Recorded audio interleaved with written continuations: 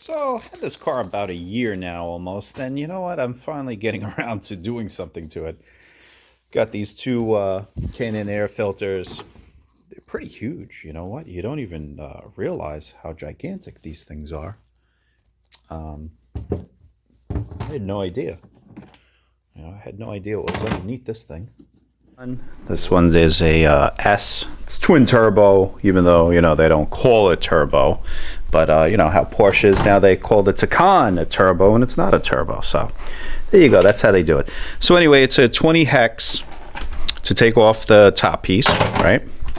Quickly take it off. They don't use the usual Phillips. Take it off. Here's the old filter. It's clean, whatever. So what will happen is, if you didn't take out this little slider here, you can't really get it out. It's like virtually kind of impossible. You just pull this up, pop this out. Here's the hole. Make sure that the other K&N air filter goes in there. Here's how it looks stock. Throw it in, and you're good to go. Yeah, it's real simple. Should maybe give you 5 horse or whatever, hopefully. I'm really more about the sound. I kind of want to hear what it's going to sound like. This is not a difficult job at all.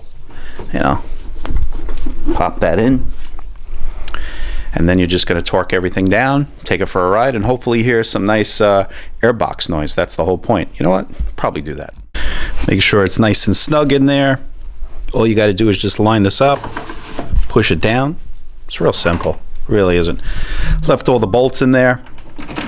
Don't want to lose them. They kind of stay in there regardless. Put these back. There it is. It's in there. And the whole point of this too is because it actually sucks air up and in, and then it will throw it in and basically come all the way down into here to throw the air in, which is great because one of the biggest problems is that a lot of cars, what they do is they like to suck in hot air, which is no good. That's why I don't really care for those aftermarket boxes and everything else. That's something definitely that you don't want to do. All right, let me just torque this down, do the other one. All right, so now this side is done. Listen, what you want to do is, so you don't lose these screws, leave them in there. Okay, just make sure that they're loose, they're ready to go, they're unscrewed, because you know what?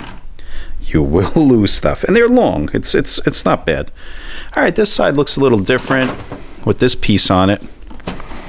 Yeah, so you know what? I'm gonna have to definitely take this piece off here. Let's see. Oh, very easy actually too. Look, comes right off, slip it off. Pull this out, pop out. There we go. Clean in there. You know what? I keep this engine pretty clean if you look at it.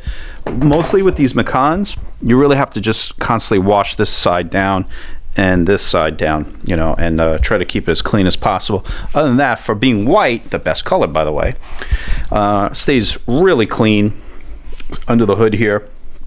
And you know what? It's always just good to keep it clean, keep it fresh, and I think it kind of adds value too.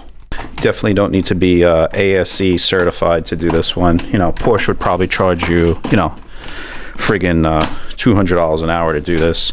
I don't know. I got a full maintenance package. I wouldn't even want to know how much even these paper air filters are. So this is just a nice mod that looks factory anyway.